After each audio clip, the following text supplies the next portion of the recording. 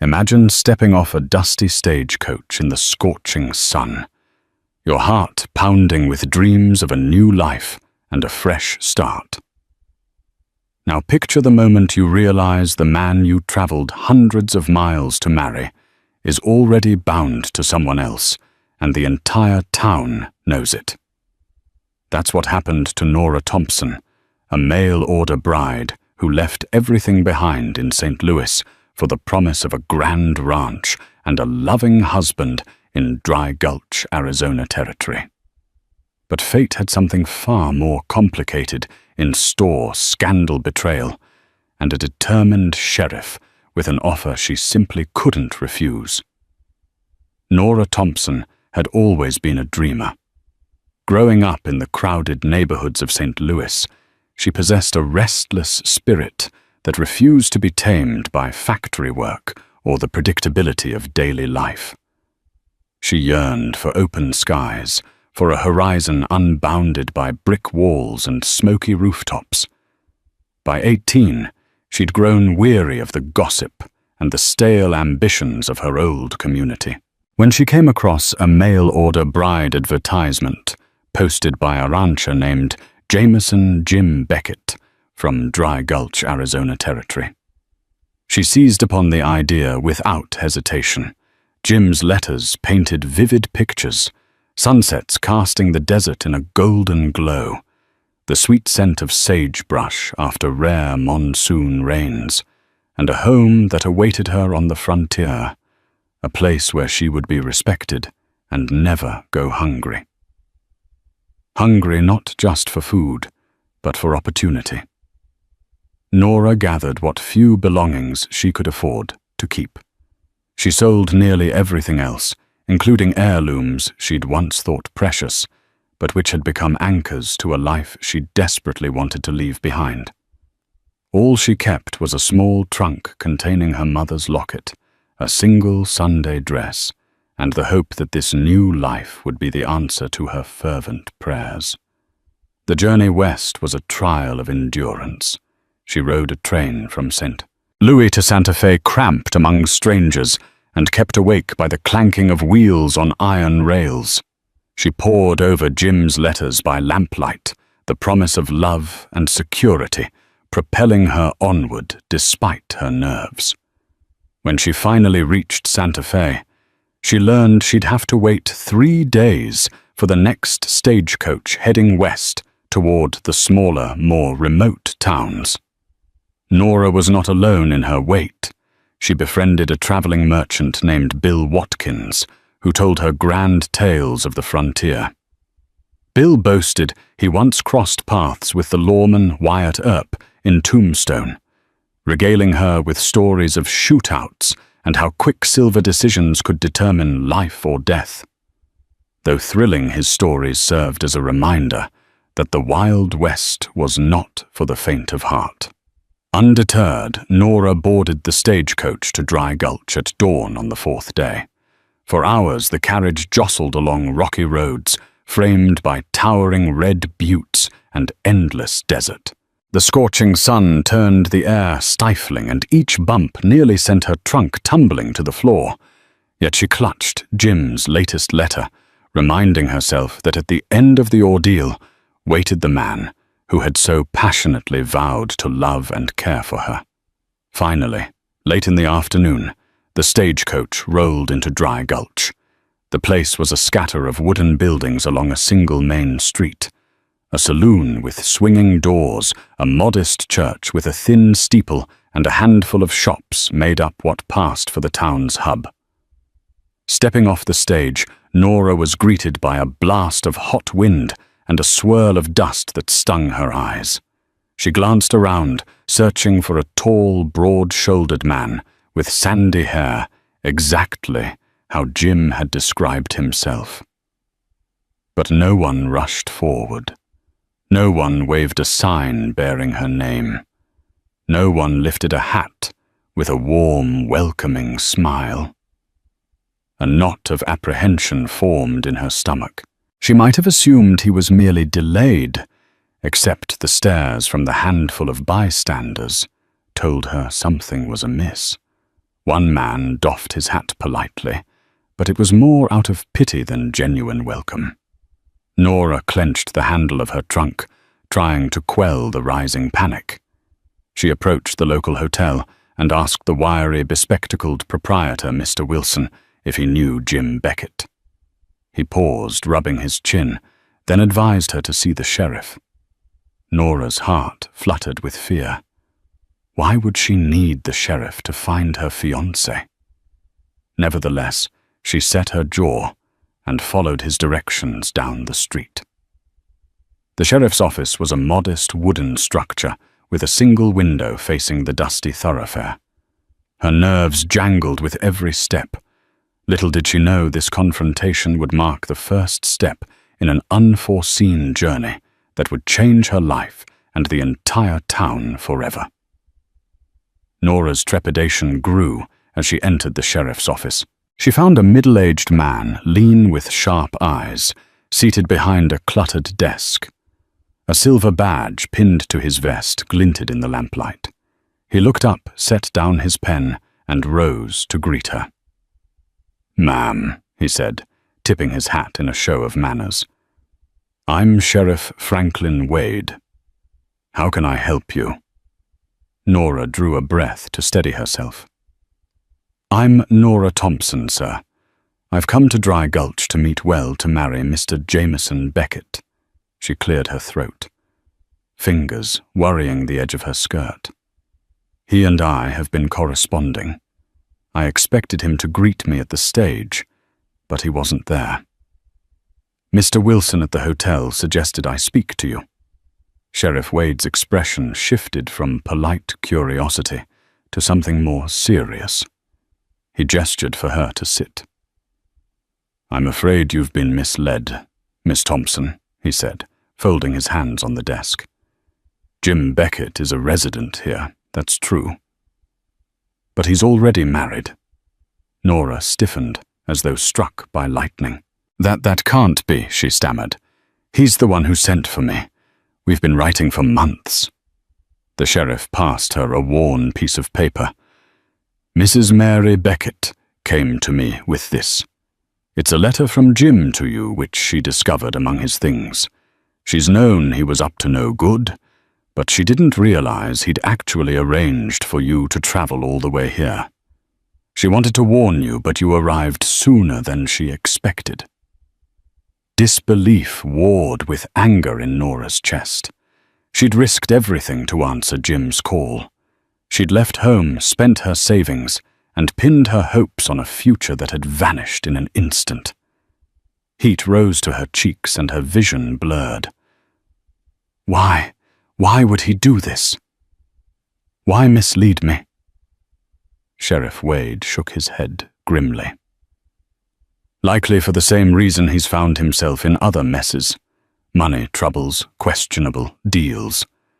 He's been known to do foolish things, but this is low, even by his standards. He leaned forward. "I'm sorry, Miss Thompson. You've been wronged. The question is, what do you plan to do? Now." Nora felt numb. I have nowhere else to go," she whispered. "I spent the last of my savings to get here." The sheriff pressed his lips together, sympathy and frustration mingling in his gaze. "We're a small town. You might find work at the boarding house as a cook or a maid at the hotel. It's not much, but it would put a roof over your head." Her stomach clenched at the thought of menial work in an unfamiliar place. She didn't shirk hard labor, but the betrayal still stung. She'd come here to start a life as someone's wife and partner, not to scrub floors for pennies. At the same time, she had no wish to return to St. Louis with nothing but shame. Sheriff Wade exhaled, weighing something in his mind. "There is another option," he said at length. "I've been running this office alone ever since my deputy left to chase gold up north, between rustlers, land disputes, and rowdy saloons. I could use some help, even if it's just filing, running errands, and minding the jail when I'm called away." Nora blinked, caught off guard. "You'd hire me? But I don't know the first thing about law enforcement." He offered a small, encouraging smile. "Consider it more of an administrative role. Keep records, send telegraphs, assist me with day-to-day tasks. I'll pay you fair wages. It's not the life you expected, but it's honest work. And given the situation, I suspect you could use a steady job." Her pride balked at the notion of stepping into a role so far from what she'd imagined. But the alternative, scrubbing floors and saving for months to escape, felt bleak. If nothing else, working in the sheriff's office would grant her some independence. It might even give her a chance to confront Jim Beckett and demand explanations or compensation. Nora drew in a shaky breath. "I'll consider it, Sheriff. But first I want to confront Jim myself. He owes me an explanation." Sheriff Wade nodded. "I had a feeling you'd say that. If you wish to head out to his ranch, I'll escort you. I don't trust him not to spin another lie or cause trouble." Though anxiety twisted her stomach, Nora lifted her chin. "Tomorrow morning, then," she said. "I need to see for myself what sort of man I've been writing to." And so, with a sinking heart and a swirl of indignation fueling her resolve, she left the sheriff's office. The waning sunlight bathed Dry Gulch in a copper hue. She passed the saloon where boisterous laughter spilled onto the streets and the silent storefronts now shuttered for the evening. None of it felt welcoming. Instead, it seemed like a stage set for a drama into which she'd been thrust without warning. She found lodging at the boarding house on Sheriff Wade's recommendation. Over a modest dinner of stew, she grappled with her roiling emotions. A few hours earlier, she'd been brimming with hopeful anticipation. Now she was lodged in a tiny, squeaking bed in a strange town, bearing the humiliating truth that her so-called fiancé was already married. Sleep did not come easily. When it finally did, she dreamed of riding across a vast desert, chasing a mirage of a man who always stayed just out of reach. She woke in the grey pre-dawn light, tears staining her cheeks, the echoes of betrayal throbbing in her chest. Little did she know her path was diverging in ways she couldn't yet comprehend, setting her on a course that would test her mettle far beyond heartbreak and draw her deeper into the heart of Dry Gulch's secrets. Morning arrived, crisp and cloudless, the desert sun already warming the air by the time Nora and Sheriff Wade mounted horses at the livery stable. Nora hadn't been on horseback since she was a small girl, and the horses' sway both unnerved and thrilled her. They set off along a rough dirt trail leading west of town. Cacti and dusty sage dotted the landscape. The horizon stretched out endlessly, broken only by rocky mesas in the distance. Despite the tension curling in her gut, Nora couldn't help but marvel at the rugged beauty around her. It was so different from the crowded streets of St. Louis, where buildings boxed in the sky. After nearly 2 hours of riding under the relentless sun, they arrived at a modest ranch enclosed by a sagging wooden fence. A small house stood alongside a weather-beaten barn. As they approached, Nora's pulse raced. A man stepped out from the barn, tall, broad-shouldered, sandy-haired. Jim Beckett. At once she recognized traces of the man from the letters, yet the reality of his features brought a new wave of emotion, anger, regret, betrayal. He froze upon seeing her with the sheriff. With a wary glance, he removed his work gloves and walked to the fence eyes, darting nervously between Nora and Wade. "Nora," he greeted, voice taut. "I didn't expect you to come here." She swung down from the horse, heart pounding. "I came for answers," she replied, struggling to keep her voice steady. "Why would you propose marriage if you already have a wife?" Jim cast a desperate look at the sheriff, who offered no help. Finally, he sighed, raking a hand through his hair. "It got out of hand," he muttered. "I wrote those letters when Mary and I were on bad terms. I considered leaving her, but then we patched things up. I never expected you to arrive." Nora's anger flared. "So you thought a simple letter announcing you'd changed your mind was too much trouble?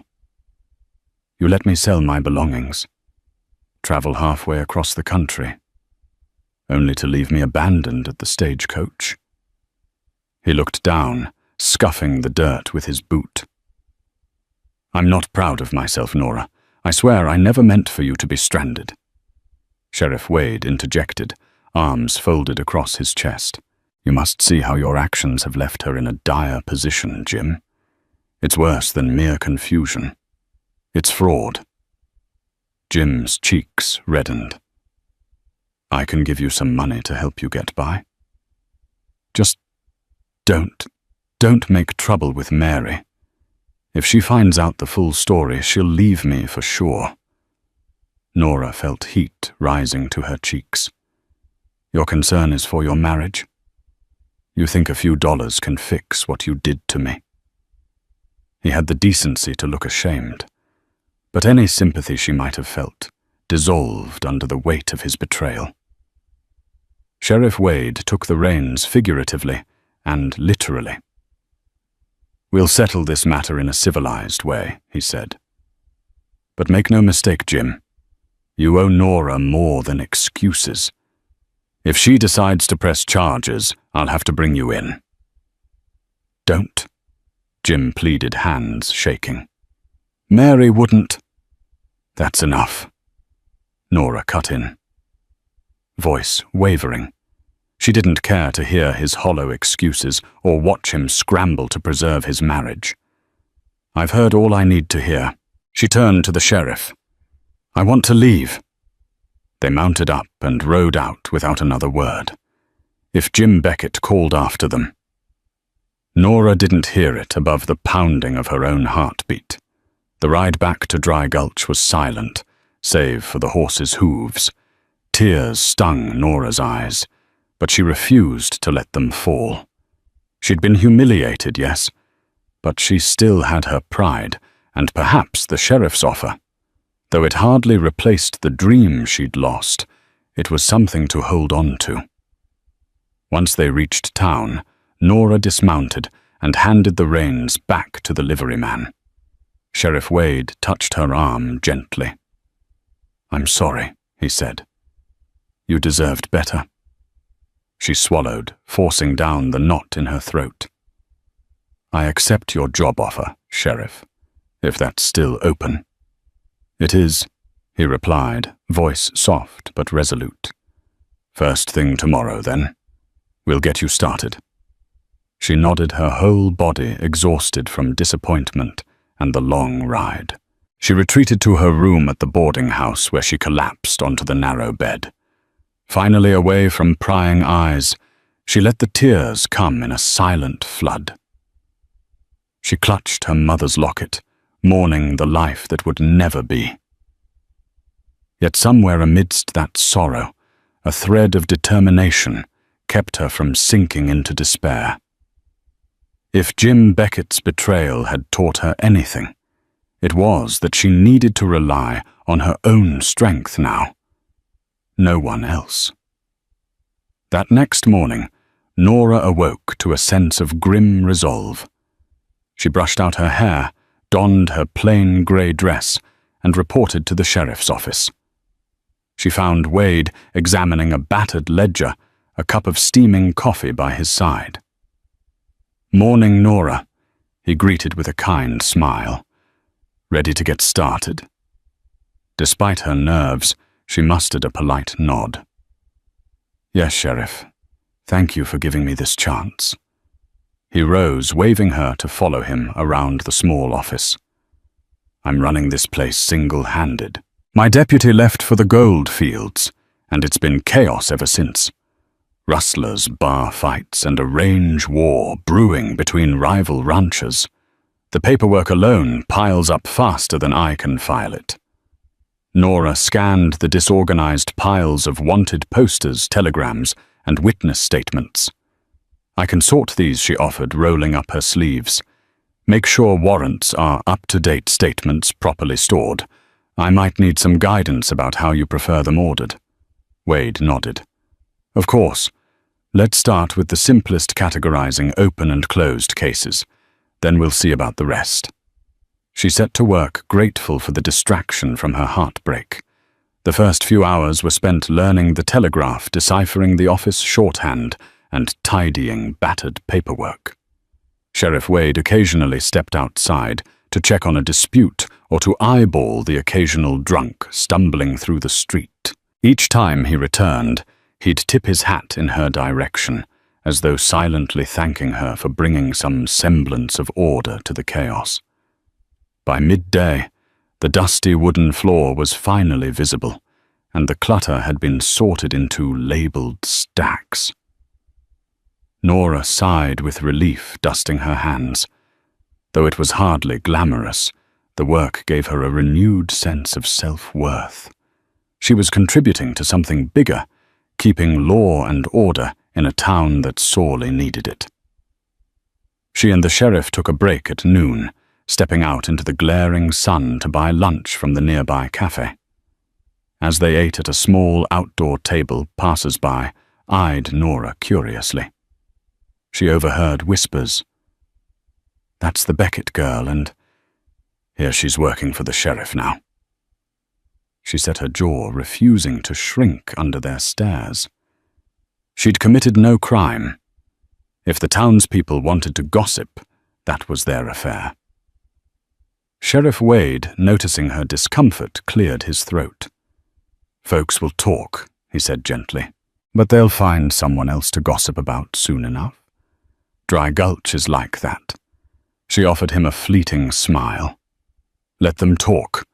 I'm still here, and I'm not going anywhere until I'm good and ready. He chuckled, though his next words carried a quiet gravity. I admire that spirit. They finished their meal in amiable silence. When they returned to the office, a flurry of excitement awaited them. A young woman with tear-streaked cheeks burst through the door, pleading for the sheriff's help. Her husband had been shot on the outskirts of town, an apparent ambush. In a flash, Sheriff Wade was all business, grabbing his hat and revolver. The frantic wife begged Nora to come as well, not wanting to face the scene alone. Though fear clutched at her heart, Nora agreed.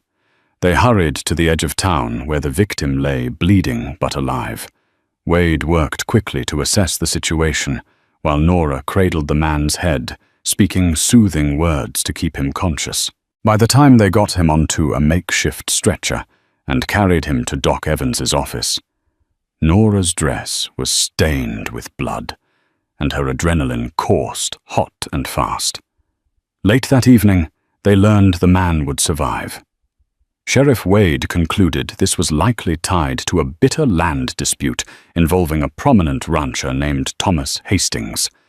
Tension over property lines and water rights had been simmering, leading to threats and violence. Nora watched the sheriff's face darken as he realized how deep this trouble ran, and how vulnerable the townspeople were to men like Hastings. Sinking into a chair at the office, Nora exhaled shakily. This is all much more than I bargained for. Wade leaned against the desk, a grim set to his jaw. The West can be harsh, but I'm grateful you're here, Nora. Truly. I've been stretched too thin. She managed a small, tired smile. I'll do whatever I can to help. And for the first time since her arrival, she felt a flicker of purpose beyond her personal heartbreak. This town had real problems, ones that demanded courage, organization, and a determination to see justice done. Over the coming days, She threw herself into her work, collecting statements from witnesses, typing up official forms and manning the telegraph to send updates about the shooting to the nearest law offices.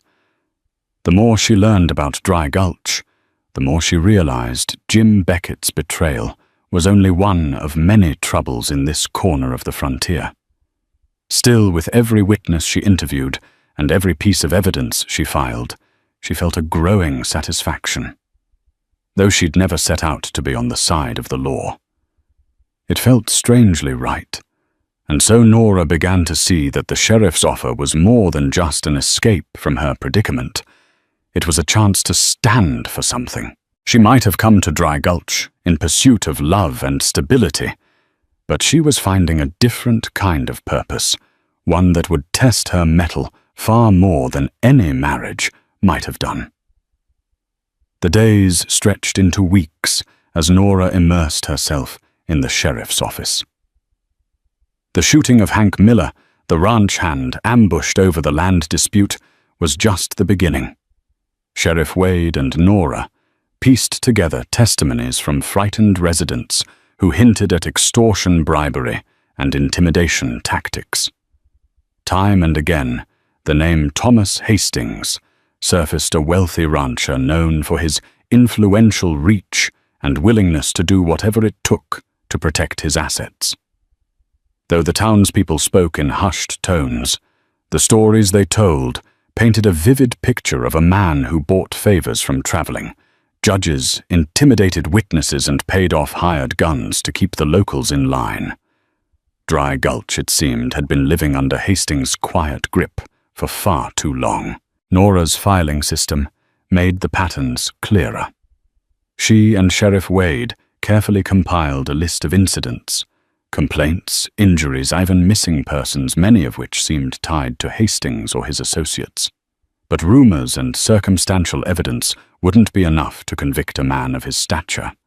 They needed solid proof records of illicit transactions or direct witness statements that couldn't be refuted. "I'll send a message to the U.S. Marshal in Tucson," Sheriff Wade declared one late afternoon. "See if they can send reinforcements or at least open a formal investigation. But until they do, we lie low. If Hastings catches wind of what we're up to, he might tighten his grip." Nora nodded, worry gnawing at her. Hastings wasn't a man to be trifled with, and the town felt on edge as rumors of accidents circulated. Ranchers who opposed him seemed more prone to break-ins, sudden barn fires, or outright assault. Nora found herself checking over her shoulder whenever she walked down the street, half expecting one of Hastings's men to appear. Amid the escalating tension, she still grappled with the unresolved humiliation involving Jim Beckett. He avoided her, but their paths occasionally crossed in town. She saw the shame in his eyes, quickly masked by defensiveness. She tried to banish her lingering anger toward him. Her life was busy enough without reopening that wound. And then, in an unexpected twist, Mary Beckett came to the sheriff's office. Nora tensed, uncertain of what Jim's wife might want. But Mary's face was etched with worry when she asked to speak to her in private. Sheriff Wade allowed it, stepping outside. Mary twisted her hands anxiously. "I'm sorry to bother you," she began, in a trembling voice. "But I don't know who else to trust. I've discovered something about Jim. It's about money he owes, and it's tied to Hastings." Nora's heart thumped. She remembered the rumors about Jim's debts, but she'd never pressed for details. "I'm listening." Mary lowered her gaze, clearly embarrassed. Jim's borrowed heavily from Hastings over the past year. Gambling debts, back taxes on the ranch, who knows what else. Hastings demanded Jim do favors, deliver messages, spread misinformation. Maybe worse. I think Jim got in over his head. It's eating him alive. Nora's anger flared. So that's why he wrote to me. He was desperate and thought marrying someone with a little money could help. Mary nodded, eyes welling with tears. I believe so. I only discovered a ledger in his study that detailed the payments loans from Hastings, and sums Jim had to repay at brutal interest. It included notes about tasks Jim performed. I'm afraid Hastings could twist Jim's arm into something truly criminal. Nora's mind raced. Mary, if this ledger exists, it could be the key to linking Hastings to everything else going on. That's exactly why I came to you, Mary said, voice trembling. I fear Jim will destroy the ledger if he gets cornered. He's so desperate. But if that ledger fell into Sheriff Wade's hands, it might help you prove Hastings' guilt. It could bring him down for good. Nora stared at Mary, conflicted. They had never been friends. In another life, Mary was the woman who'd unwittingly robbed Nora of a future. But the fear in Mary's eyes was genuine. Her husband had wronged both women, and it seemed he was now a pawn in Hastings's dangerous game. I can't just barge in and steal it, Nora said hesitantly. Legally, we'd need a warrant to search his home. Mary swallowed hard. I know. I'm not asking you to break the law. But if there was some way you could see it copy the crucial details or something. Jim might be beyond saving, but if it stops Hastings, it's worth it. Nora studied the woman's trembling hands. She exhaled slowly, then nodded. Let me talk to the sheriff. We'll figure out the proper way to handle this. That evening, Sheriff Wade weighed the risk. The local judge wouldn't be in town for another 2 weeks, and by then, the ledger could be gone. Going through official channels meant delay. Finally, he turned to Nora with a resolute expression. We'll try to get that ledger, but it has to be discreet. We can't let Hastings catch wind, or we'll lose our shot. And so a plan formed. Under the guise of returning some items Jim had left at the sheriff's office, old paperwork from a minor altercation earlier in the year, Nora would ask to speak with him.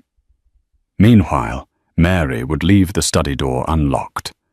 If all went well, Nora could slip in, locate the ledger copy, or memorize key evidence, and slip out without Jim knowing. Nora couldn't ignore the flutter of nerves in her stomach. This wasn't just running errands or filing papers. This was infiltration prying into Jim's private possessions.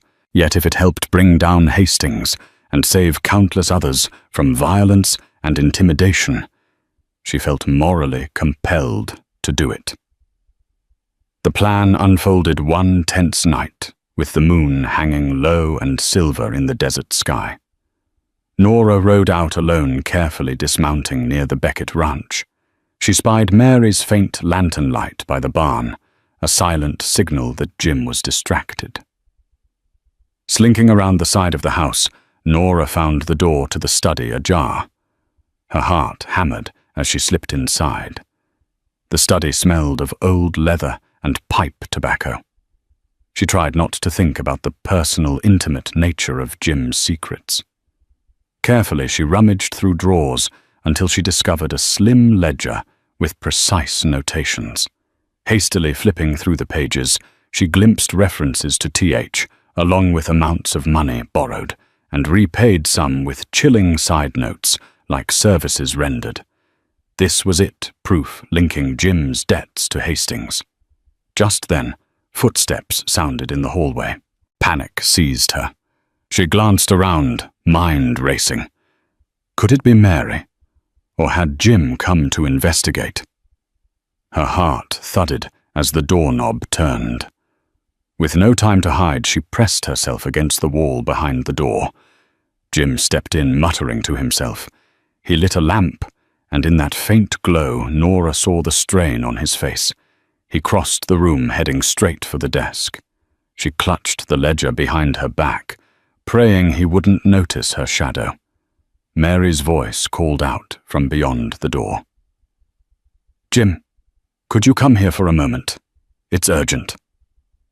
Jim paused, a flicker of annoyance crossing his features. "Give me a minute," he called.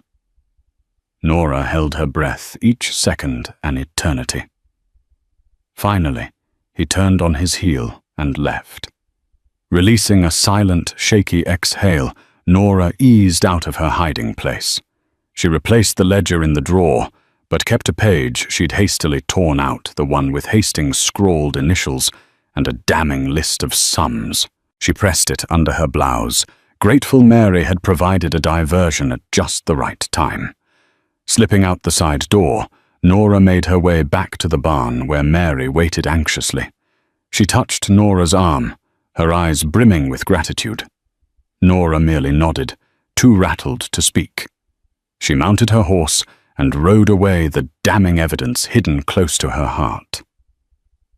That night she delivered the torn page to Sheriff Wade, who read it in grim silence. It was enough, he said, to tie Jim Beckett to Hastings. But it was also enough to show exactly how Hastings roped men into his orbit through insurmountable debt and blackmail. They now had a tangible thread to unravel the sinister web ensnaring Dry Gulch. Neither of them slept well. They sensed the danger they'd unleashed. If Hastings discovered they possessed proof of his wrongdoing, he wouldn't hesitate to strike. As the night pressed on, both Nora and Sheriff Wade knew their next moves would make them a target. But the risk was worth it if they could finally end the reign of a man who had corrupted their town. Their only hope was to keep the ledger page safe, gather more evidence, and pray the U.S. Marshal could intervene before violence erupted on an even larger scale. In the tense days that followed, the town braced itself as though expecting a storm. Word of Hank Miller's slow recovery spread, along with rumors that Hank was prepared to testify against Thomas Hastings. Nora noticed a hard glint of fear in many townspeople's eyes. They had seen enough intimidation to know a cornered predator often struck hardest. Sheriff Wade secured the incriminating ledger page in the office safe, a heavy iron box bolted to the floor. He doubled his patrols around town, even as his deputy's absence left him short-handed.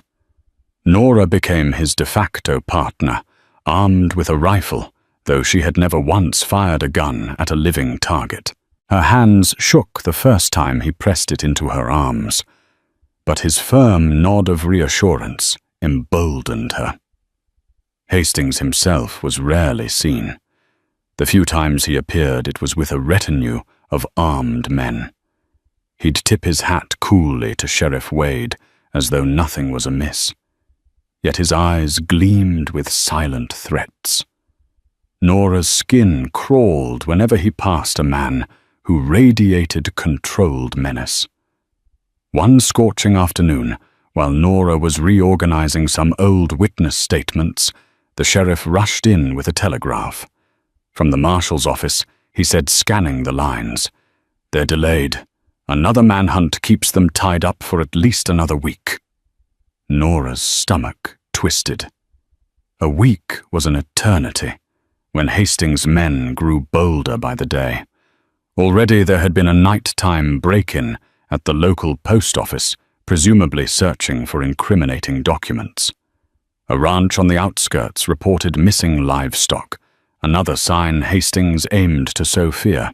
"We'll do our best to keep the peace," the sheriff said quietly, setting the telegraph aside. "In the meantime, stay vigilant. Don't walk alone after dark." Nora nodded, trying to steady the butterflies in her stomach. Yet that very night, trouble came knocking sooner than expected. She had finished her tasks and was preparing to lock up the sheriff's office when shouts rang out on the street. A figure raced up the boardwalk screaming, "Sheriff, fire Hastings' men, set fire to." A thunderous crash cut them off.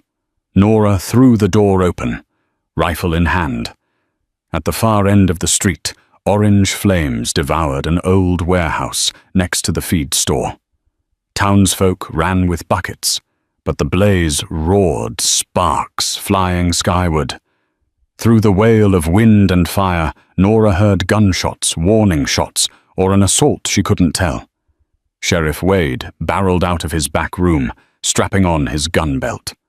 They rushed into the chaos, weaving through smoke-choked air. 2 masked men lurked in the shadows behind the building, guns drawn. Upon seeing the sheriff, they opened fire. Nora's heart pounded as she ducked behind a water trough, bullets splintering wood around her. Wade returned fire, forcing the masked figures to retreat, but in the confusion, they vanished into the darkness. Townspeople frantically threw bucket after bucket of water onto the blaze, eventually taming the inferno.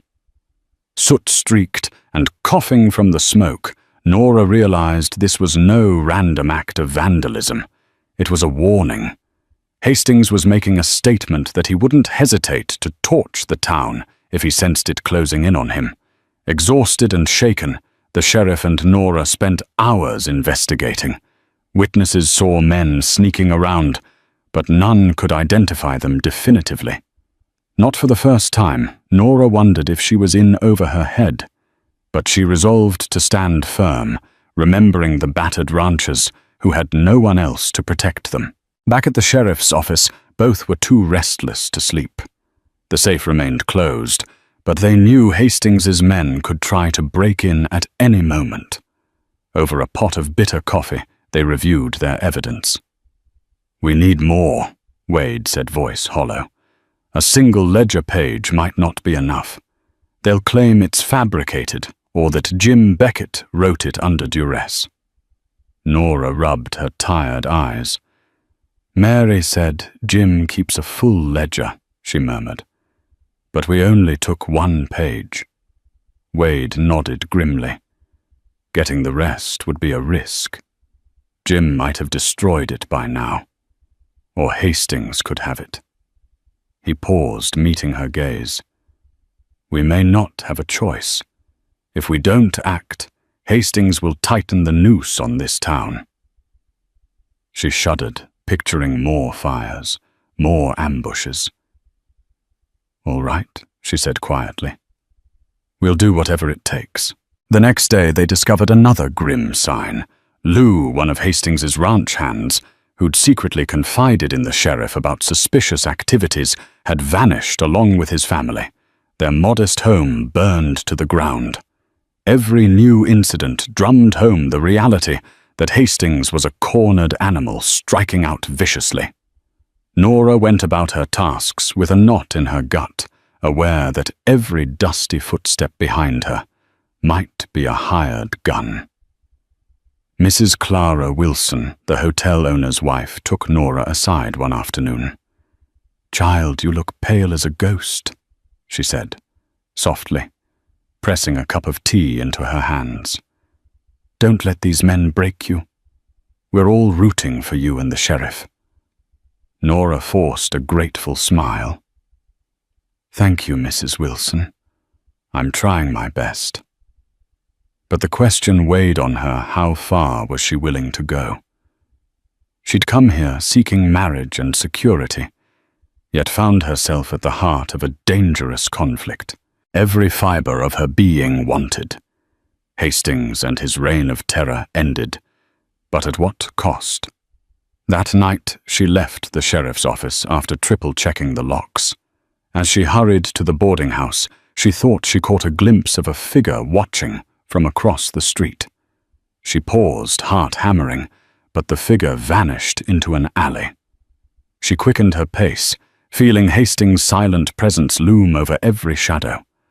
One thing was certain: if they didn't act soon, it wouldn't just be stolen cattle or a burned warehouse. More people would get hurt, or worse. The chill in the desert air that evening felt like an omen, as though the entire town braced for the final strike of a deadly snake coiled in the darkness. The tension finally snapped late one night when 2 masked men stormed the sheriff's office.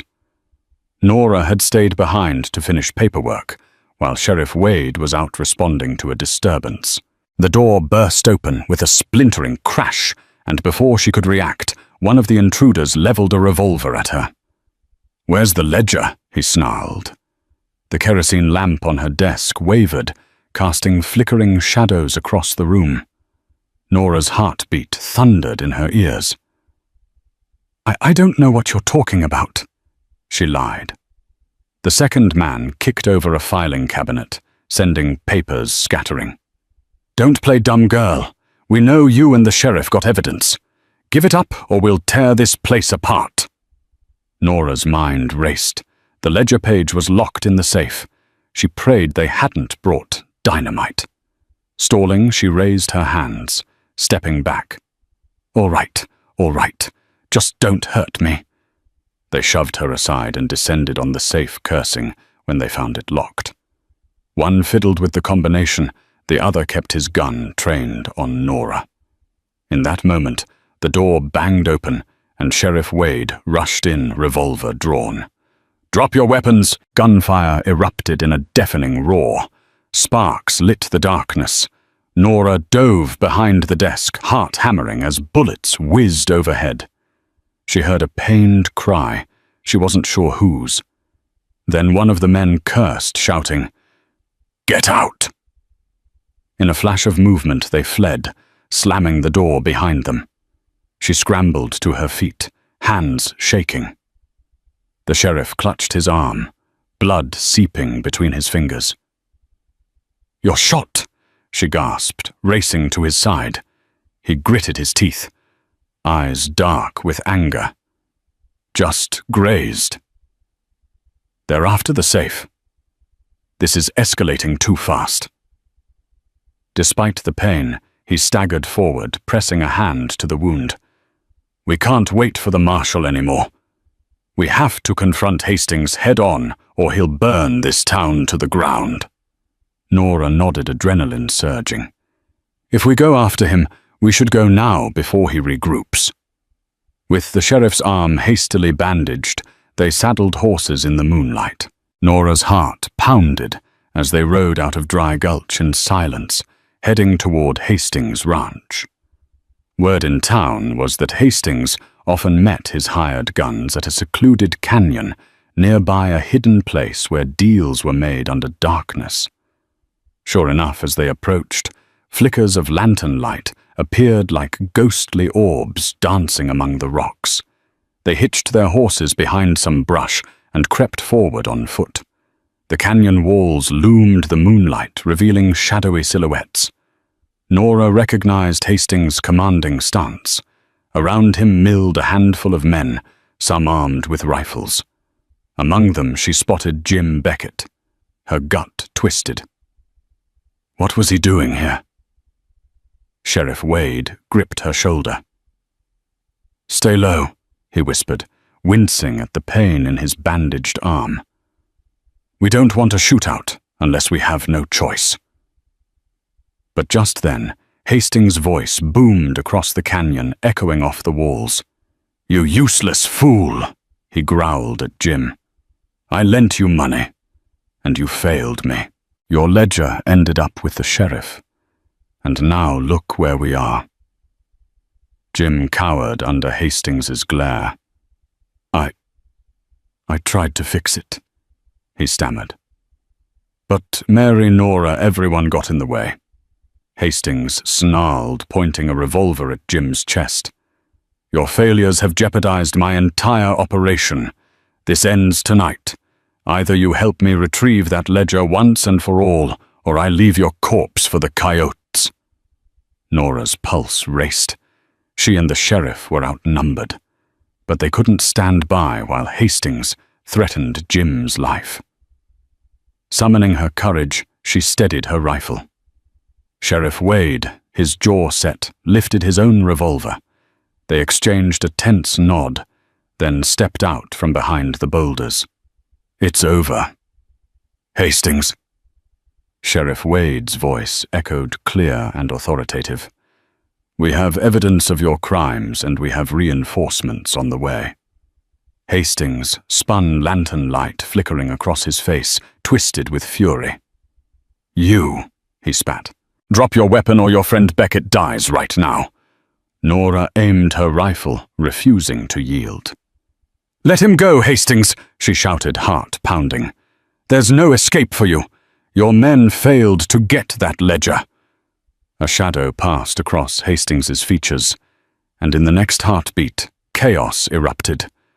One of his men fired a shot that whizzed past Nora's ear, splintering a rock behind her. Sheriff Wade fired back, striking the gunman in the shoulder. Screams and shouts ricocheted off the canyon walls as the outlaws scrambled for cover bullets, sparking on stone. Nora flattened herself behind a boulder, reloading her rifle with trembling hands.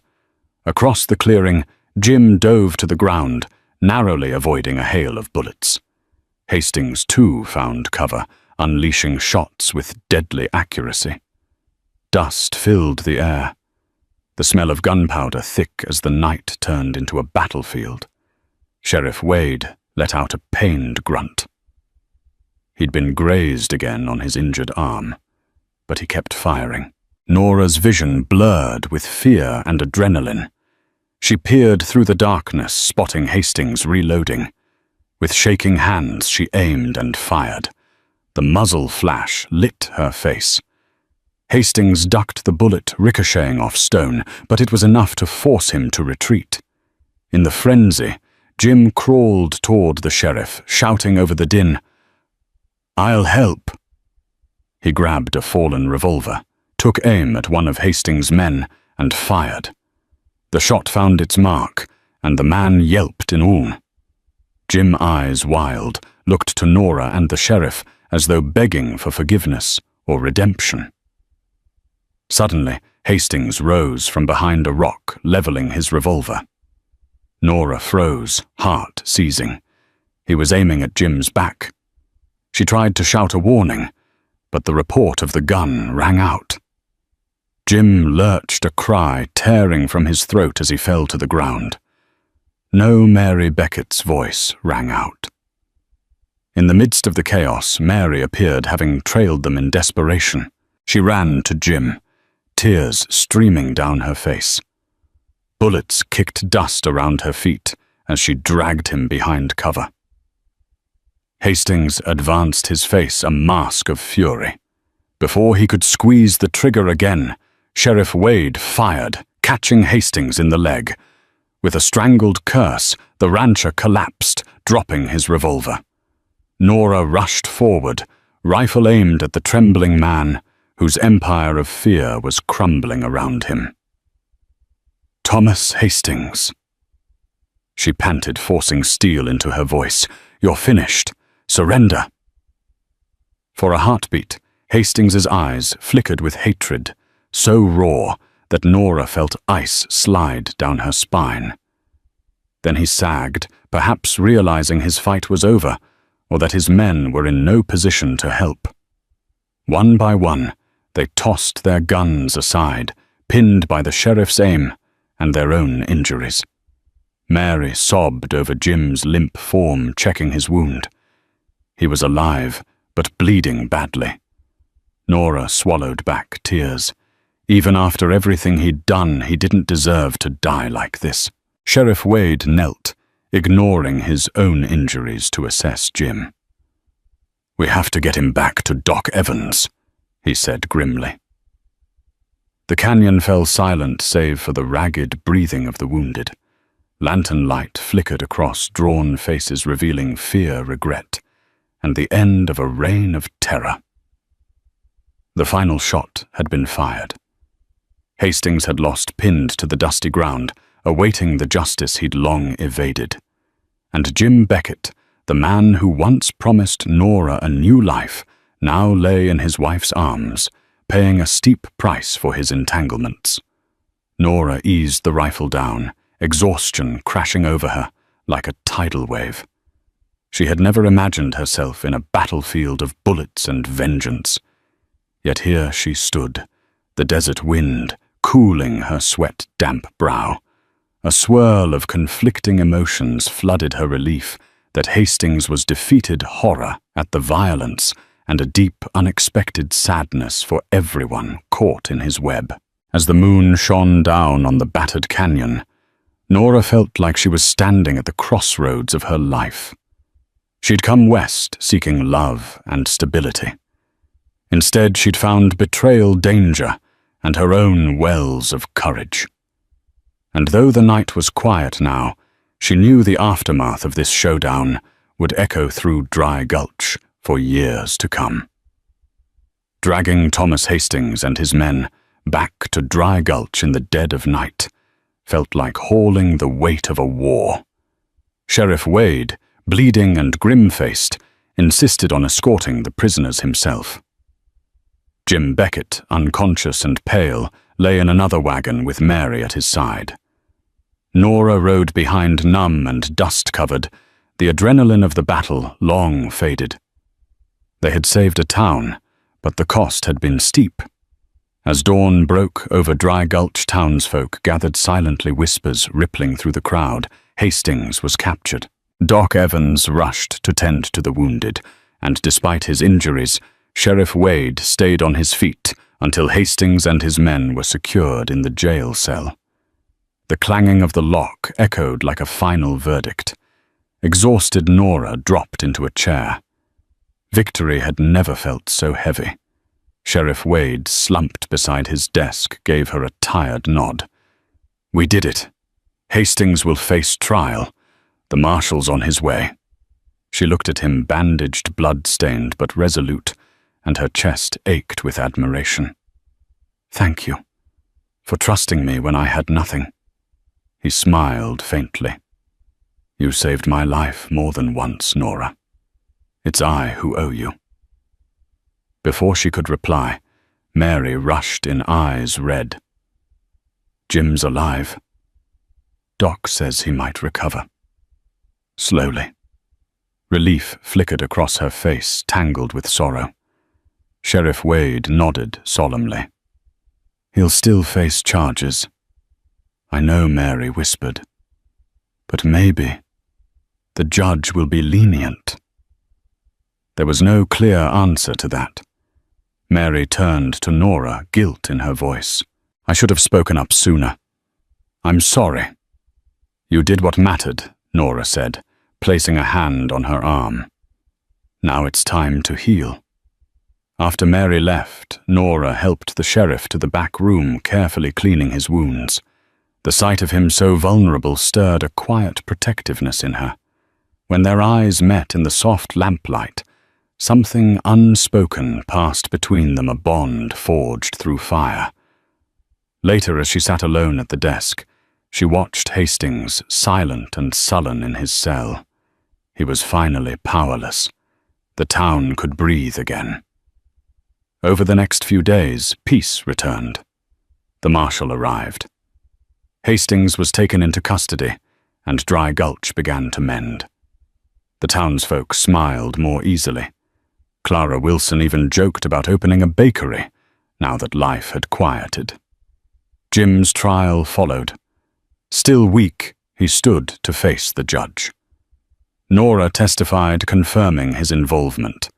Mary pleaded for understanding, and Sheriff Wade gave context about Hastings's coercion.